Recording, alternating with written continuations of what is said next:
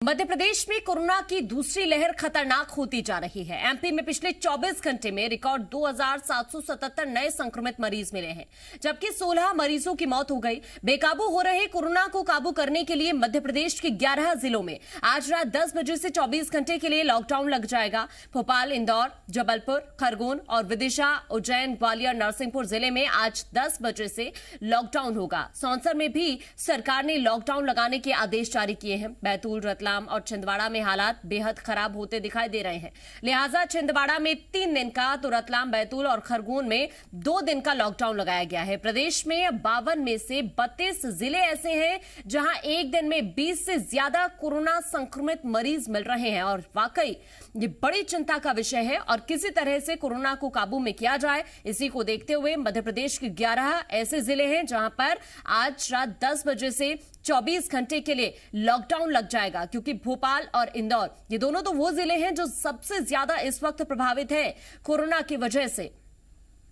राहुल हमारे साथ लगातार बने हुए हैं। राहुल, जिस तरह से केसेस मध्य प्रदेश के अंदर कोरोना के बढ़ रहे हैं, अब उसको देखते हुए लॉकडाउन का सहारा लिया जा रहा है। 11 ऐसे जिले हैं प्रदेश के जिसमें अगले 24 घंटे के लिए आज रात 10 बजे से लॉकडाउन लग जाएगा।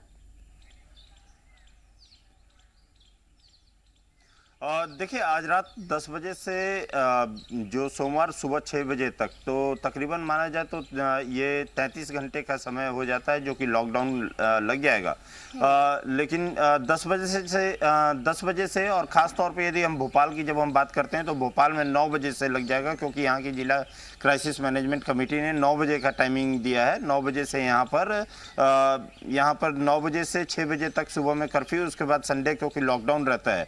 तो ये सारा यहाँ पर व्यवस्था की गई है सरकार की तरफ से। लेकिन जो तमाम लॉकडाउन हो या तमाम जो सरकार के द्वारा कदम उठाने के बाद भी यदि आप संक्रमण का दर देखें तो संक्रमण का दर नहीं घट रहा है। कहीं सीधे तौर पे यदि भोपाल की हम बात करें तो भोपाल में 550 का आंकड़ा पार करता है। इंदौर में 600 के आंकड़े के पास 600 के आंकड़े को पार करता हुआ, जबलपुर भी कहीं सीधे तौर पे 200 के आसपास में, ग्वालियर में भी इसी तरीके की कमोवेश स्थिति है। तमाम लॉकडाउन के मेजर्स लेने के बाद संडे लॉकडाउन यदि रखने के बाद भी यदि कहा जाए तो किसी तरीके का कोई असर दिखता हुआ नहीं दिखाई दे रहा है और यहाँ पे संक्रमण का दर लगातार बढ़ता ही जा रहा है। ये सरकार के लिए परेशानियों का सबब है। अब देखना ये होगा कि सरकार अब किस तरीके से कदम उठाती है। दूसरे जो कई ऐसे जिले भी हैं जिनमें कि सैटरडे संडे का लॉकडाउन दिया गया है। एक जिला ऐसा भी है जिसमें कि 3 दिन का लॉकडाउन किया गया है सरकार की तरफ से। लेकिन जो सबसे बड़ी चीज़ यदि कहा सकता है कि ये लॉकडाउन लगाने के बाद भी यदि संडे का लॉकडाउन लगा भी है, तमाम जो शहरों में 11 शहरों में संडे का लॉकडाउन लगने के बाद भी और नाइट कर्फ्यू लगाने के बाद भी संक्रमण दर में कमी नहीं आई है। संक्रमण दर लगातार बढ़ता जा रहा है। लगातार यदि देखा जाए तो स्थिति भोपाल और इंदौर खासतौर पर यदि देखा जाए, दोनों की स्थिति काफ़ी ज़्यादा चिंताजनक बनती चली जा रही है। हालांकि इम्यूनाइजेशन भी का प्रोसेस भी स्टार्ट है, इम्यूनाइजेशन भी युद्ध स्तर पर किया जा रहा है, लेकिन संक्रमण का दर नहीं घटना सरकार के लिए परेशानियों का सबब जरूर है।